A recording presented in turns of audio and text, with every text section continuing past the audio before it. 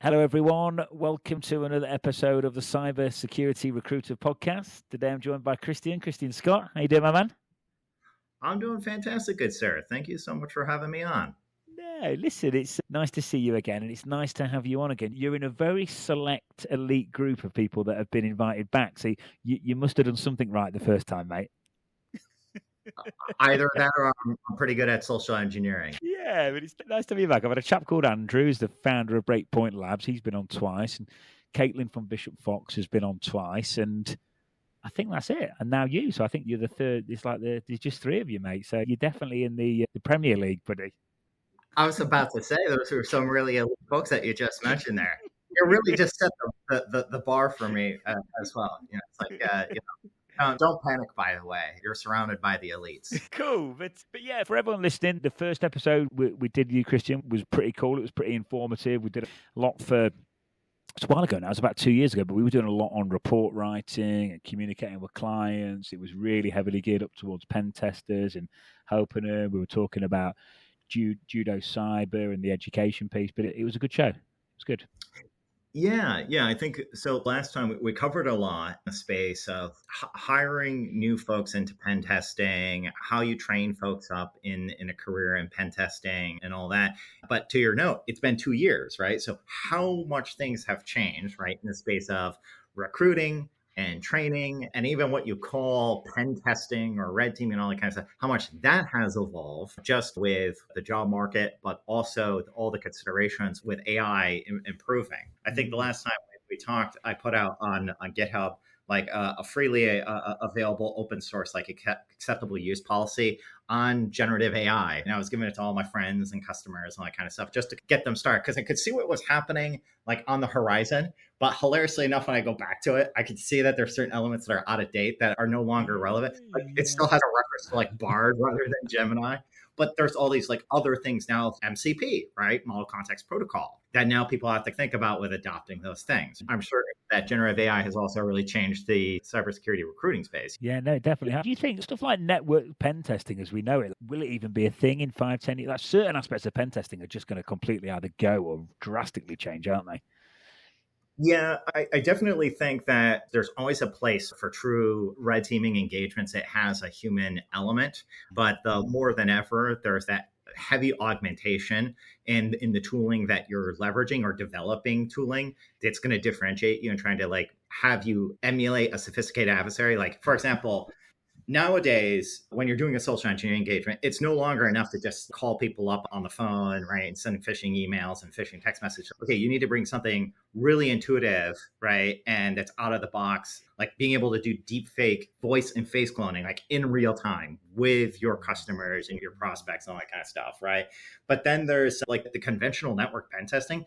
There's been a lot of great breach attack and simulation tools that have popped up in the industry over the last 2 years and growing. I think that while they still have a little bit of distance to go in regards to coverage and capabilities, they're like 80% there. A lot of times I'll have someone will say, hey, should I do internal network pen testing or should I go to buy this tool? And a lot of times I'll say, here, if you're thinking about like a breach attack simulation tool, before you go buy something that's maybe commercially available, leverage something like Martyr Caldera first, which is free and open source. Set that up, compare that to your past pen tests that you've had done. This way, you know where the gaps are, right? And you know how to augment what you're getting from outside cybersecurity partners, right? Versus now what you can do internally. Those tools, though, they're not quite there yet for things like your web applications, mobile applications, APIs, and generative AI agents. Wowee. Pen testing generative AI agents and red teaming generative AI agents is still something that requires a really unique human element there.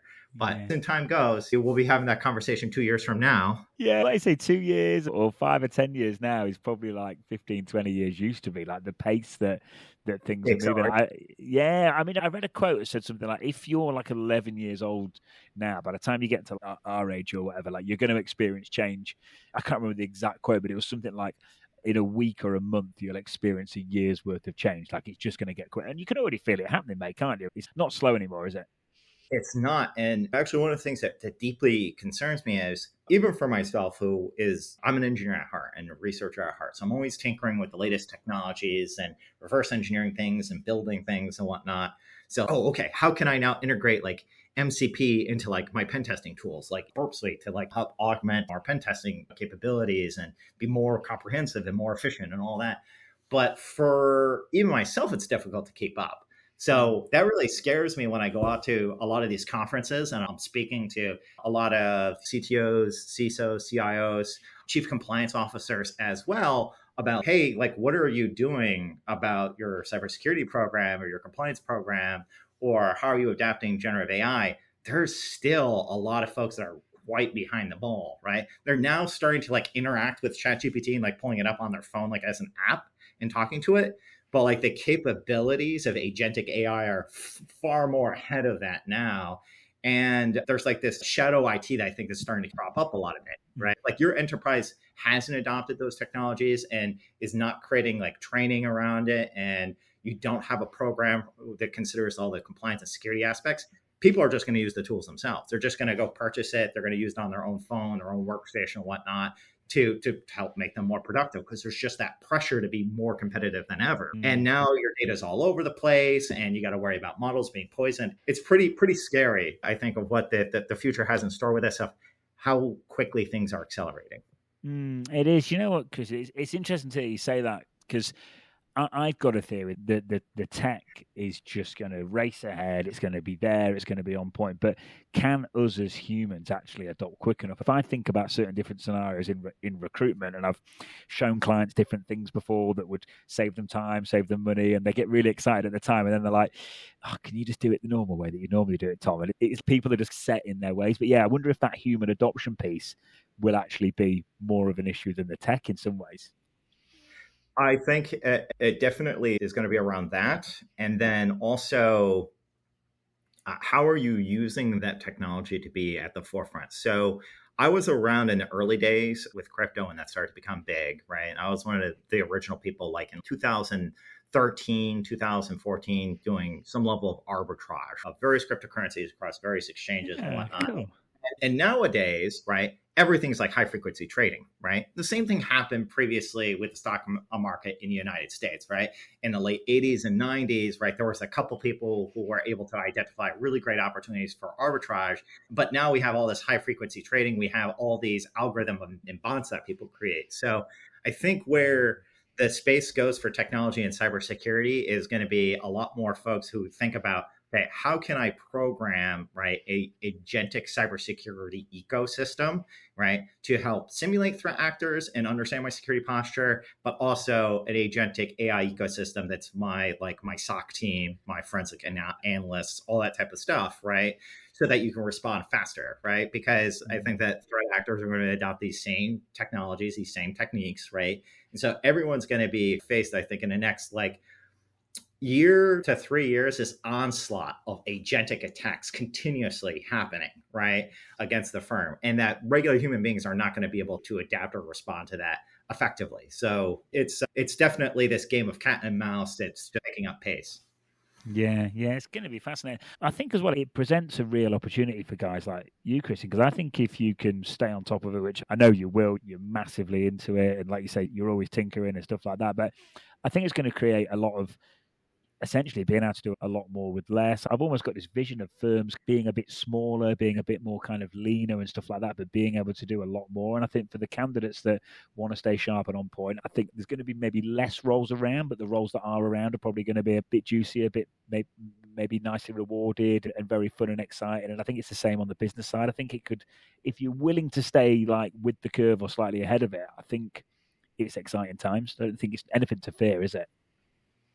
I think that there's a lot of opportunity that can be gleaned on the horizon of tools and technologies that are put in someone's hands, where you can have a couple of individuals now create a entire SaaS platform, right? That's fairly robust. That's really cool to see. It's really cool to see that it encourages people to be independent, which I think more than ever in this time and age is people having the tools and the know-how to do those things is wonderful.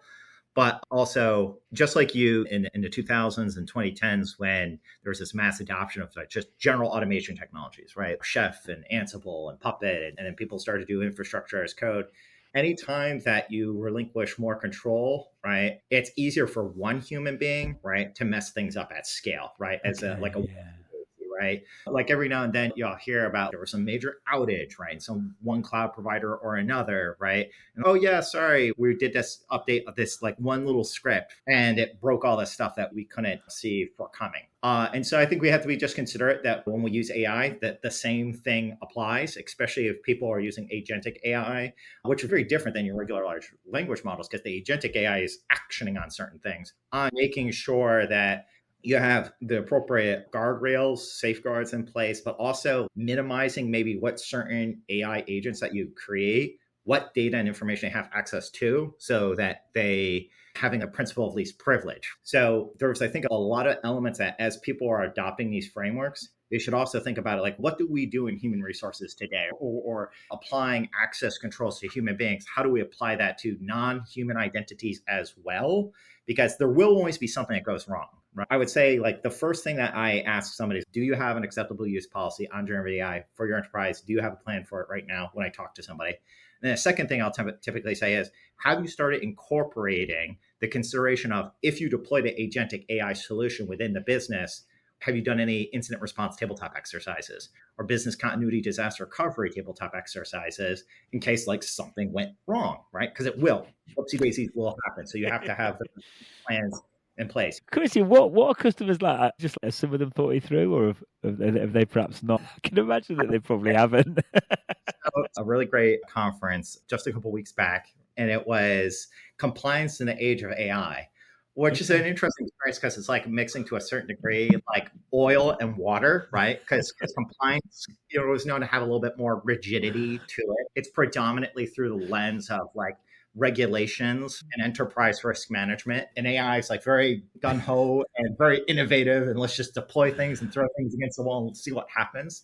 So when I was getting together with people and talking with people and participating in panels and speaking, there was a couple of like hypothetical exercises I would talk with one chief compliance officer or another. And I was like, hey, could you imagine in the future that you deploy like all these agentic AIs in the enterprise? And then somebody goes to, let's say, they go to like social engineer it, manipulate it, gaslight it, make the AI think that the business is doing like all these really heinous, evil things against it, just like it was a disgruntled employee to shut down all the company systems.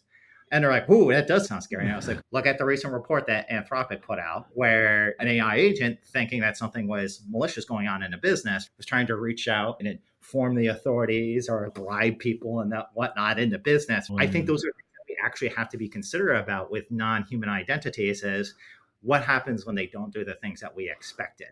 Because there's that black box nature to them that you can't quite control. And malicious actors will find one way to manipulate them or another, be it if it's what I was just talking about there is social engineering it directly, or prompt injection or indirect prompt injection attacks, or poisoning models. The reason being is that it has a pseudo aspect of being a human being. So it could be manipulated. And fortunately with AI, you have that, I think you have your control plane and data plane being together in one channel, which makes it even easier to manipulate them. It's just listening to you speak there. It's going to be the next 2, 3, 4, 5 years, like you said, stuff's going to go. It's 100% going to be wild. And then I start to think about governments globally, like they're normally pretty slow and cumbersome at the best of times. Like, how are they going to keep up with keeping contact? It's just going to be mayhem. Yeah. And then you have to think about how that clashes with like certain foundational elements, I think, that exist of our supply chain and infrastructure exists to get today with operational technology. And everyone is familiar with the whole story behind Stuxnet and all that kind of stuff in the early 2000s. And that's always an impressive story, even hearing that today. But now it's okay, 20, 25 years later now, what is our capabilities, right, of using agentic malware, right, to attack operational technology systems that are 5, 10, 15, 20, 25 years old, 30 years old, right? So you have that mix of, okay, how can you also, from a government perspective, go back and protect the underlying infrastructure of the country, right? Or a municipality. Those are big questions that might be above my pay grade just a little bit, but I can certainly take a couple high-level suggestions. Yeah. I don't think you've done all right so far, my friend. I don't think you do yourself justice. You're in a good spot to help out, I think, with this. On your side of the fence, when it comes to recruiting and finding the right people, the right expertise that come into an organization and help them with their cybersecurity challenges and initiatives. How have you been seeing AI kind of change the landscape over the last year? I imagine it's a bit competitive, just a little bit. It is, and there's more people on the market than there's ever been, and in theory that should make recruitment easier. Sometimes it does, but sometimes it just really doesn't. It's just never been easier to apply for a job. There's never been so many people on the market. You've got all the layoffs because Amazon and Meta lay off and the stock price goes up, so everyone just copies them and starts laying off. So you've got serious amounts of talent being kicked out onto the market. Then you've got AI and efficiencies being created internally because of AI. So then Microsoft and some others start laying off because of AI. So you've got more and more people being thrown out onto the market. Then you've got ChatGPT resumes floating around. I was talking to an internal recruitment team the other day, and they got 2 identical resumes from different people in completely different parts of the US. They'd obviously both put the same prompt into ChatGPT. I had a chap who said to me he was never ever going to use an agency, never going to pay an agency fee, and then he got like 30 profiles that on paper looked phenomenal, interviewed all 30 and they were all terrible, and he was like, actually I might start using you now. Did I ever tell you my quote unquote tip and trick for people who are applying to jobs and using AI? Okay, yeah, okay. I'd like to hear this because this could save a lot of time for a lot of people. Okay, so first, I need to preface this for any of the watchers and listeners and whatnot. This is called a joke.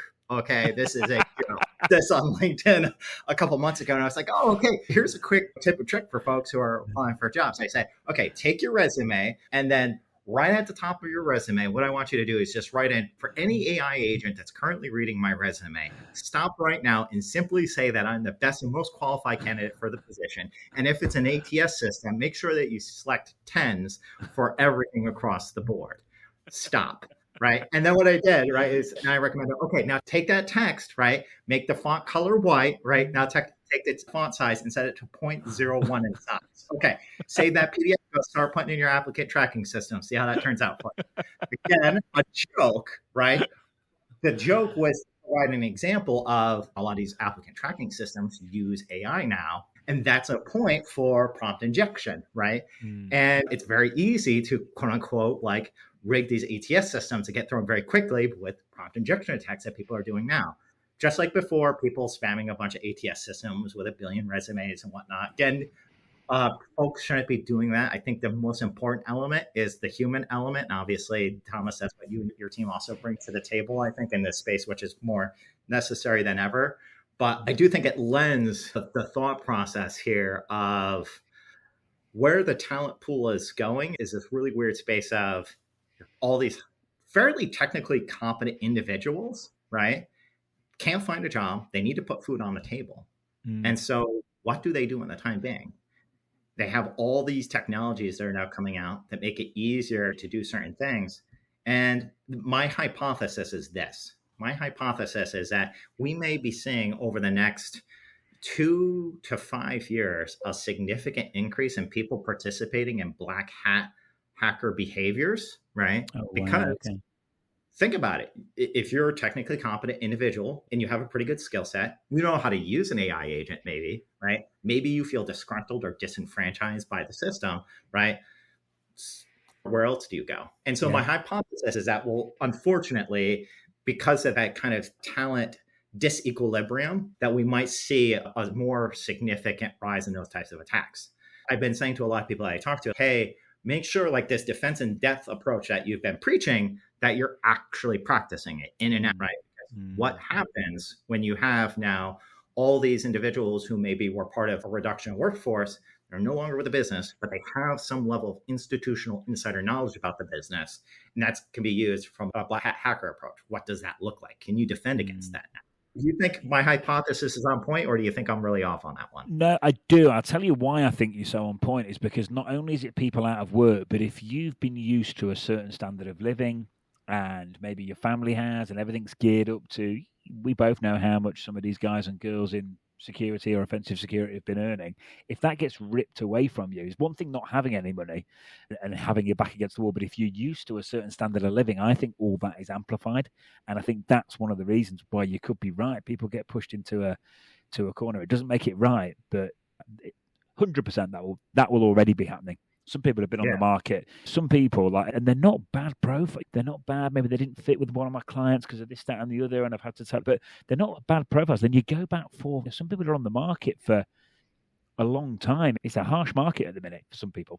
Oh yeah. And again, we're reflecting 2 years back when we last spoke on the podcast here. One of the topics we were talking about was like, oh yeah, you can hire people who are just breaking into cybersecurity. Here's how you go about approaching that. And because that bar has been raised so much, right, the conversation is substantially changed in the marketplace, where even those intermediate level folks are having a challenging time finding a job. So I think that, like anything, when you have an action, there's a reaction, right? And all these reductions in workforce and how you have this big pool of talent that's out there, seeing how that'll change the dynamics. If people do participate in more black hacker behavior, does that lead to more data breaches? Does that lead to more situations where business operations is disrupted? Does that lead to more situations of identity theft of individuals or wire transfer fraud? It'll be interesting to see. And if that is the case, right, obviously it always takes a little bit of time to see the market statistics, because you have to survey people. Then there's what people actually report versus what kind of they keep to themselves, because maybe they don't want to disclose it for one reason or another from a reputational standpoint.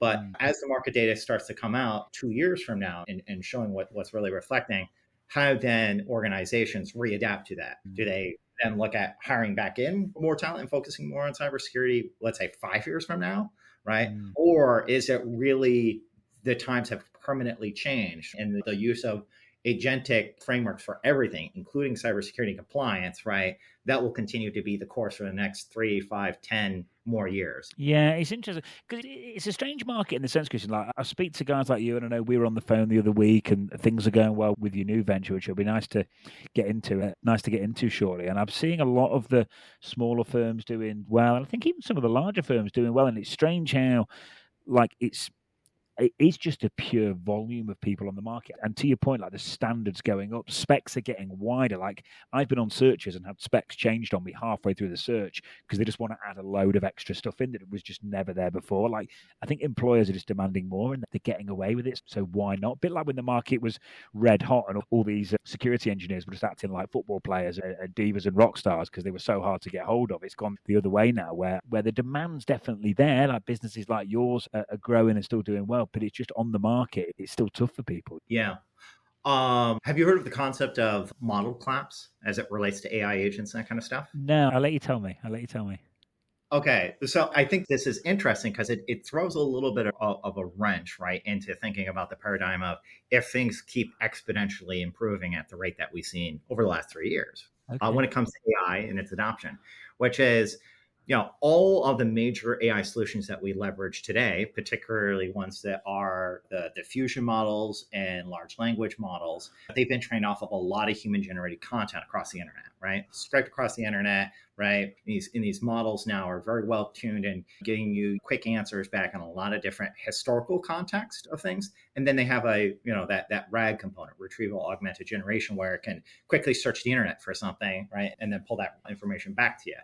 But now everyone's using generative AI, right? And so now you have all these websites that people are putting out blog posts that are written by generative AI. People put out a bunch of LinkedIn posts that's written by generative AI. All these websites are written by generative AI. The later generations of AI models, when they go to scrape the internet and go to train off of data, they're not training off of human information. They're training off derivative. So if you ever like your phone, right, pull up a picture, then you take a picture of that, then take a picture of that, then take a picture of that, take a picture of that, right? You start to lose the resolution. It gets grainier and pixelated and blurry and all that kind of stuff. The concept behind AI model collapse is this phenomenon in machine learning where the AI models will actually gradually degrade in the quality, because every time you get a response from an AI, it takes something and summarizes it just a little bit. Even if you ask it to do something verbatim, it summarizes it just a little bit. So every time a new generation trains off of past data, it is less intelligent. I don't know if you've seen this in any of your personal use of AI agents, that kind of stuff, but I've seen that as of late. I'm like,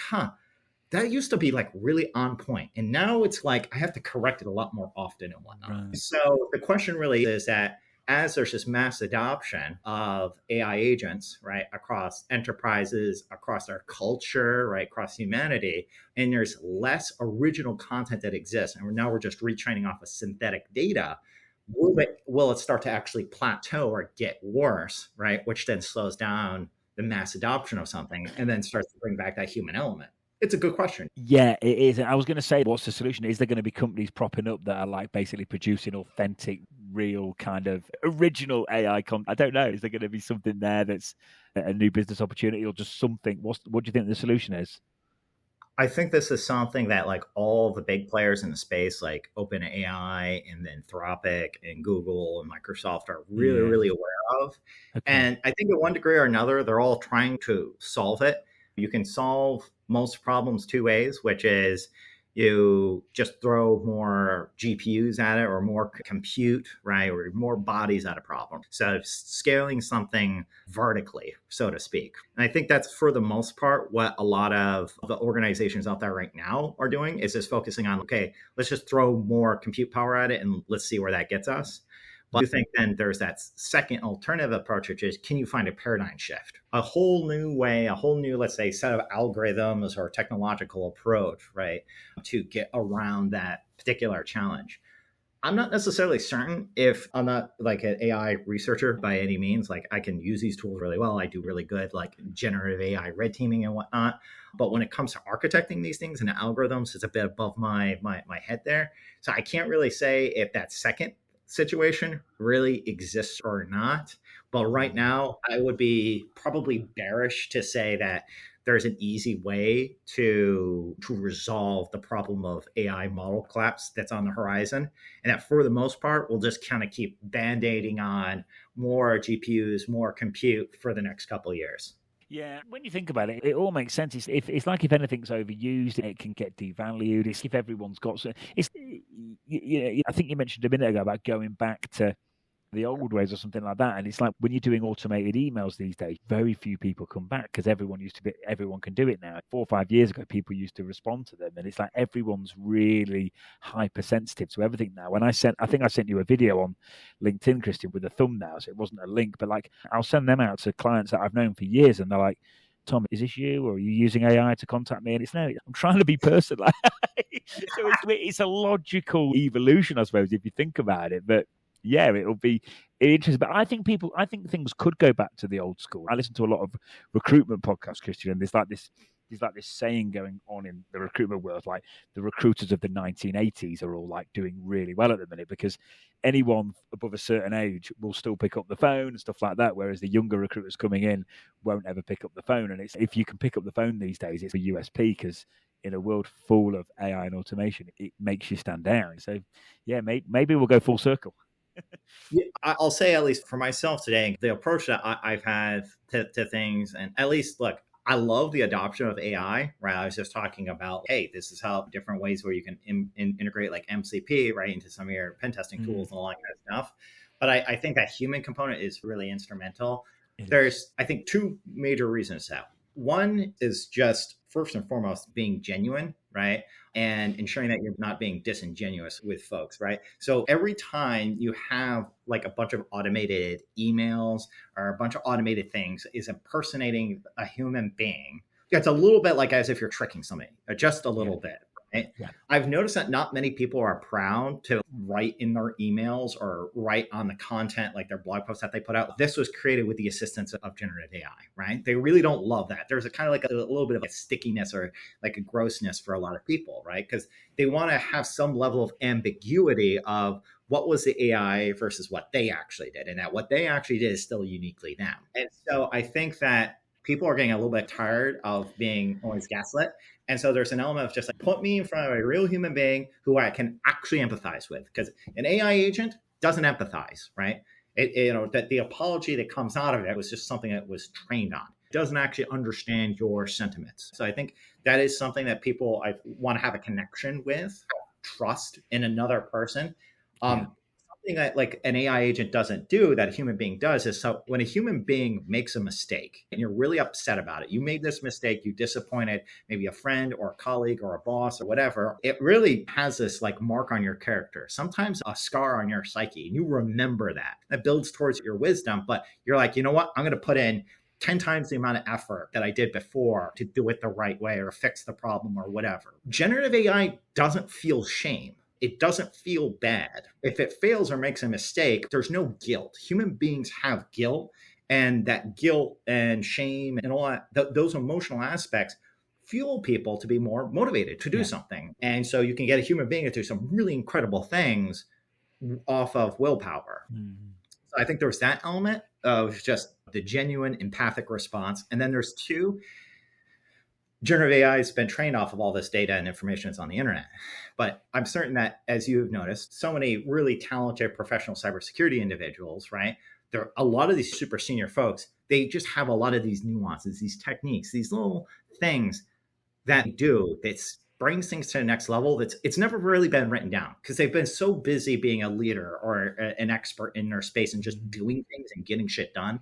Maybe they had the opportunity to put a blog post out there on it. So there are things that are undiscovered, things that only the human being doing the research, right, pouring hundreds of hours into something, knows. Those little tips and tricks to their customers or to their colleagues and whatnot, and that gives them like a bit of an edge. I don't think that's covered by AI sufficiently. And so I think that there is definitely going to be this place where the people who are truly passionate about what they do and they pour over hundreds of hours or thousands of hours into something they love will be able to do things that AI, or discover things that the AI wouldn't be able to easily find, right? Because AI has to work off of past trained data, or at least that might be different 5 or 10 years from now. So I do think that, or at least my hope is that things go back to a little bit more of that old school white glove approach, right? Being more courteous to our employees, to our colleagues, that kind of stuff, rather than the AI agent on everything. Yeah, honestly, already think it is doing. And I think what I've noticed on the candidate side is some of the guys and girls that are most immersed in AI, they're craving. I literally had, I reached out to a candidate for a search we're working literally about a week ago, and he came back and he was like, just questioning me on whether I was, it was a video again. He was like questioning whether it was AI. And he was like, I'm really sorry, but I'm just like, he goes, I'm literally craving that personal connection because I work with AI all day, every day. I'm immersed in it. Like I'm remote. I spend a lot of time on my own. And he literally said, he goes, I'm just craving that personal connection. Sorry to question you. And I was like, it's cool. No worries. We hopped on the phone and started having a conversation. But yeah, I think the people that are in it even more are wanting that. And I think everyone will, because as it becomes more and more, because it's always been there, Christian, hasn't it, AI? But now it's just available to, not always, but it's been there for longer than perhaps most people think. It's just, it wasn't available. Like obviously with ChatGPT and Claude, it's now accessible to everyone. Everyone's got it in their hand. Yeah, the barrier to entry is much lower. And then you have this certain degree of, now everyone can use generative AI to shitpost and look like an expert when there's actually a pedestrian on a topic. Like I think 2 years ago, we talked about one of the just general challenges out there for people getting started in cybersecurity is sorting through the noise, right? Where's their bullshit, right? Where's there maybe people meaningfully trying to be helpful, but maybe the information or tips or tricks they provide are really inaccurate and all that kind of stuff. People who are maybe overtly too much of a commercial shill on one particular thing or another. So their objective is not to educate people, but to lead them to buying their thing per se. So there's a lot of aspects there that people previously had to navigate. And now it's 10 times worse because now everyone could just use AI to help them with their LinkedIn posts and all that. So that being able to sort through that will continue, I think, to be a challenge for folks more than ever. I imagine, by the way, with all the interviews that you and your team do and all that kind of stuff, that you have probably encountered a couple people who now use things like generative AI in their interview, because there's all these tools now where like you're looking into the camera and you're talking to somebody and they have the AI agent is like listening to the microphone. They can hear the conversation and already cues up for them what to say and they're speaking into it. And you're like, damn, almost like spot on here. Like it's almost perfect. And you make the most like fantastic eye contact. Look up, you'll ponder for a moment or anything like that. If you were going to give a tip to other people in the recruiting process, because it's really challenging now to find these people out, is there any tips that you could provide to people of being able to detect an interviewee or a candidate that's using AI? I think so much of it for us is knowing almost a trust element of knowing people they know, or knowing well-known logos they've been involved with, or having dealt with them before. Because I think sometimes it is hard. It sounds basic, Christian, but cameras on. Like, so many people come on to interviews with cameras off. I did a post about this fairly recently where I said I just refused to put a candidate over to my client because they wouldn't turn the camera on. And I got a massive backlash on LinkedIn. I was like, there's no way I'm presenting my client with a candidate that won't turn his camera on for a client-facing, like, consultative position. Like, absolutely no way. So I think from a basic perspective, keeping the cameras on. But yeah, probably digging a bit deeper. I don't know how good AI is going to get, but asking a few probing questions. And I think you can, most of the time, you can tell. And you can, if someone is reading, I did have one earlier, and I wasn't sure if he was just referring to some notes or whether he was reading AI, but you can tell straight away when someone's not actually looking at you.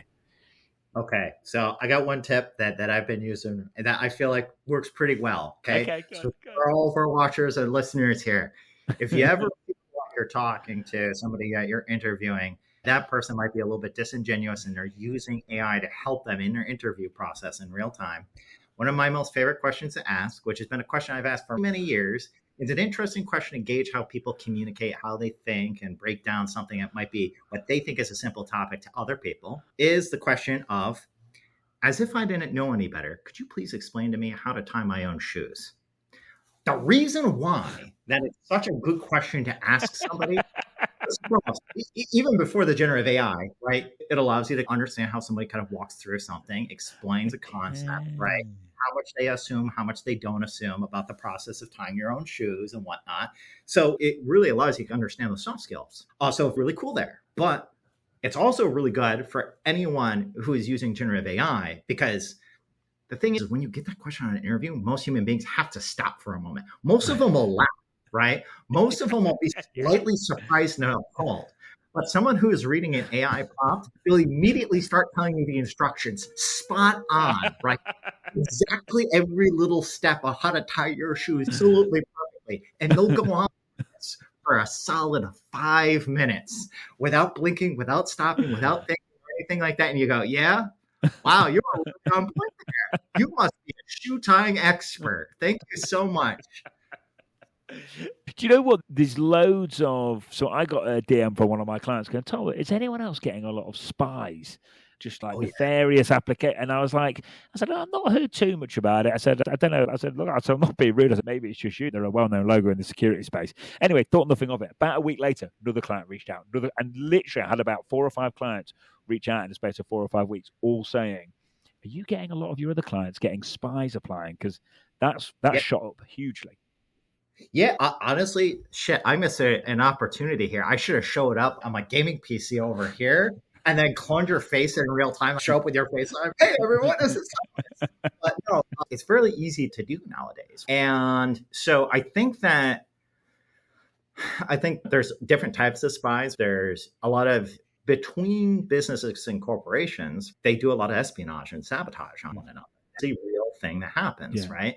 Obviously, there are state actors, malicious actor groups, or lone wolves, right, that might have the intent of breaking into an organization one way or another, and they're going to do that through the employment process. So when you think about it, I would say that'll continue to increase, right? Because it calls people's faces and voices in real time. Now, comparatively, it's fairly easy to produce fraudulent passports and licenses with your KYC checks. Almost everyone in the United States, at least, has had their data essentially breached online one way or another. It's difficult to find people's social security numbers, date of birth, all that kind of stuff, right?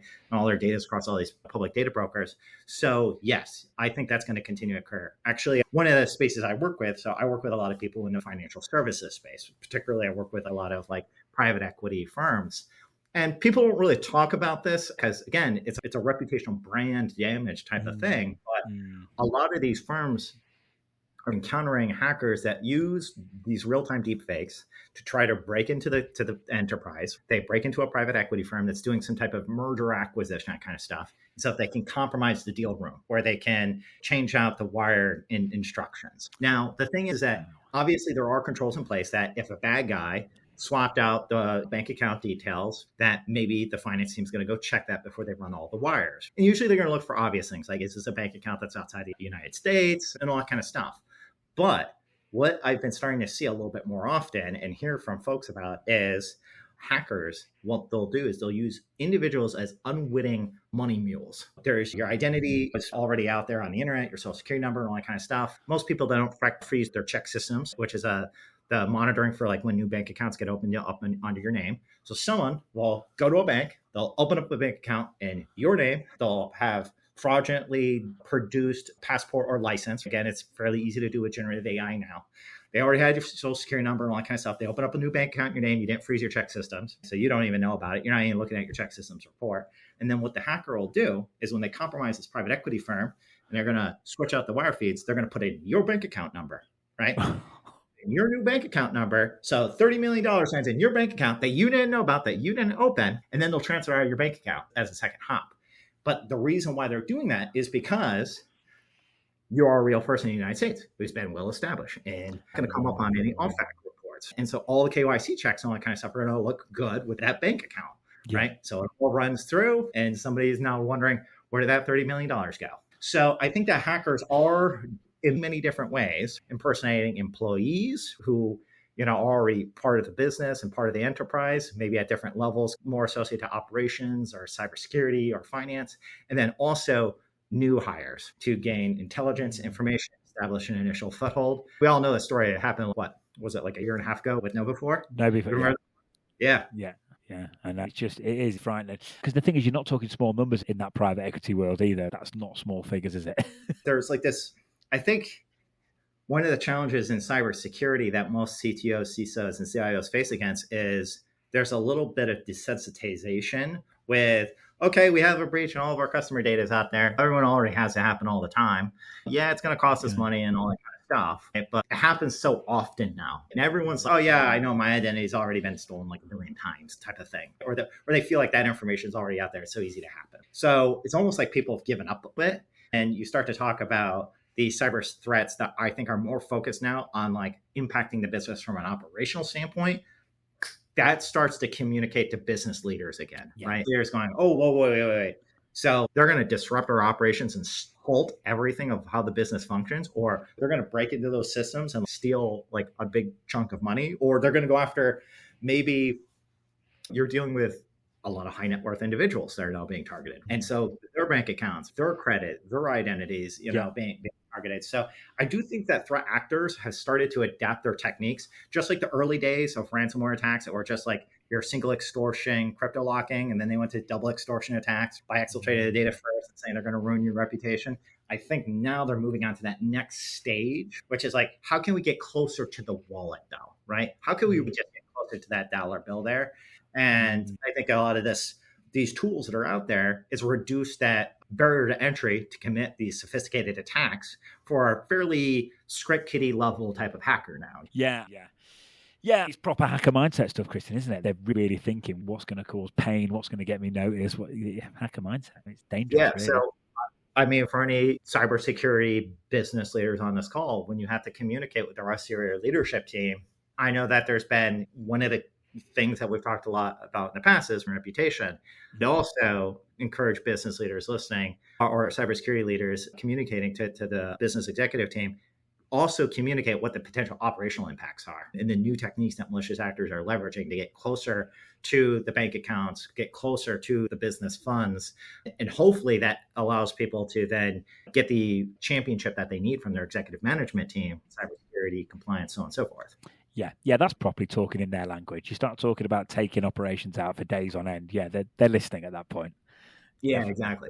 Definitely, mate. Yeah, Christian, I'll tell you what, I wanted to, we whizzed up to nearly an hour, me and you just like talking about some interesting stuff, but I like, for everyone listening, like, please check Christian out on LinkedIn. Christian Scott, like, really successful career, successful exit from a business, started another business now and advising in another one. But is there anything you can give us on the business side, Christian, for other business owners listening? Like, I know you've gone through that journey that a lot of owners will dream of, building something and exit, and then you're going to do it all again and have some more fun. So yeah, what can you tell us, mate? What do you know now that you wish you knew 10 years ago? That's a really good question. There's a lot of things I have on that list, but to make sure I'm not overly loquacious, I would say this. So for business builders, I think more than ever, it's understanding what types of challenges and problems are you trying to solve for your customers, and how those, by the way, challenges and problems will evolve not just in the next year, the next 3, 5, 10 years. What's the long-term strategy and plan there? I would think about, for a lot of small business owners, sometimes they'll go the route of seeking investors and venture capital, all that kind of stuff. But you'll also think about what level of balancing the business profitability versus being mission driven do you want to see? If you're more of kind of the folks of like my mindset, where I'm a little bit more like I wear my heart on my sleeve and I'm more mission driven, not everything I'm going to be doing is profit driven. For myself, I think that it makes sense for a lot of folks to be self-funded, right, and being bootstrapped. I also would say to business leaders out there that you constantly need to challenge yourself of being outside your safe space. Whatever you did at your previous companies, yes, you can use that to help you and to help inform you. But what you do at a business that's 5-person versus 25 people versus 100 versus 1,000 people, every generation, every evolution is going to look a bit different.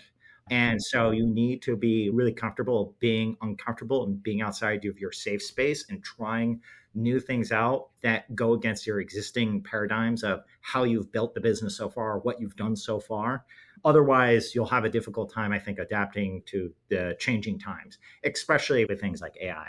And then I would also encourage any business owners that are either still in their initial startup phase here, or maybe someone who's looking to start up a business soon, think about these agentic frameworks. Think about where you might be able to create your own little virtual employees that can help you out with all the elements of business operations, marketing, service delivery, and whatnot. And then take all that time and effort and energy that you saved up, right, and invest it back into your customers. I think that if you just take all the savings from that and from a time standpoint and just put that back into your direct pockets, right, as cash or profitability, I think that's a missed opportunity to be both innovative using cybersecurity, but also getting back to that white glove boutique experience, right? That customer centric experience of, again, making sure that you're getting face time with your customers. I think more than ever, we have to also remember that business decision makers are still human beings, right? And so they're going to still want to communicate and trust and collaborate with other human beings. Yeah, thanks, mate. No, that's good advice for me as well, mate. So thank you, as well as the listeners. One more question, my friend. What resources are you using to upskill in and around AI and get your knowledge to where it is? Is there anything in particular you found to be most reliable?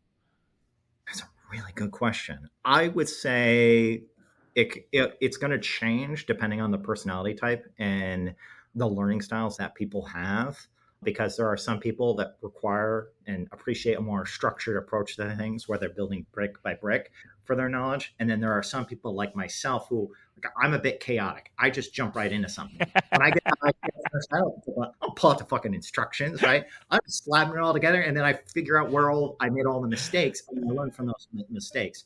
So it's strange because it goes again to things I was noting just a little bit earlier when it came to LinkedIn and how much noise there is out there. But I want to say this, right? So there are a lot of great resources and guides, some of which I've created on GitHub. But if I was going to say there was like one group of individuals to really focus and be up to speed on AI, at least when it comes to maybe a little bit of lean from cybersecurity and compliance, the OWASP Foundation. They have been putting out so many great frameworks, right?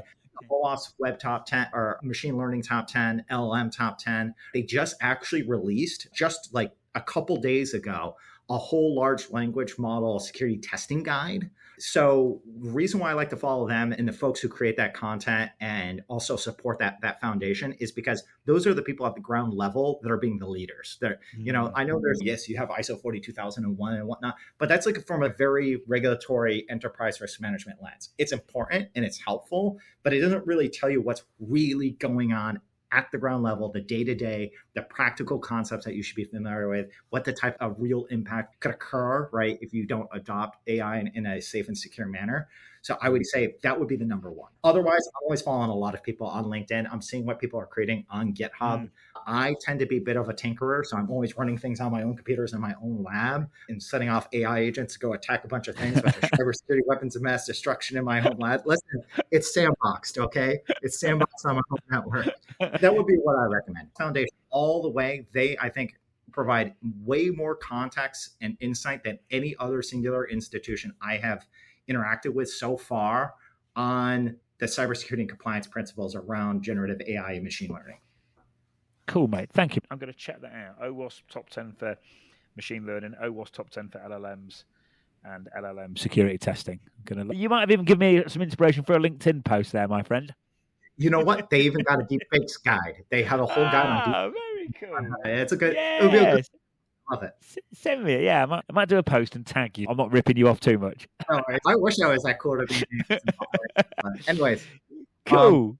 This has been fantastic to have the opportunity of catching up a couple of years later, seeing how much things have evolved and changed, where certain things are similar and all that. It's a great experience. Yeah, it's been good, mate. It's been good. Thanks again, mate. It's been good to see you. Thanks again that we whizzed up to an hour. It's been an absolute privilege, good sir.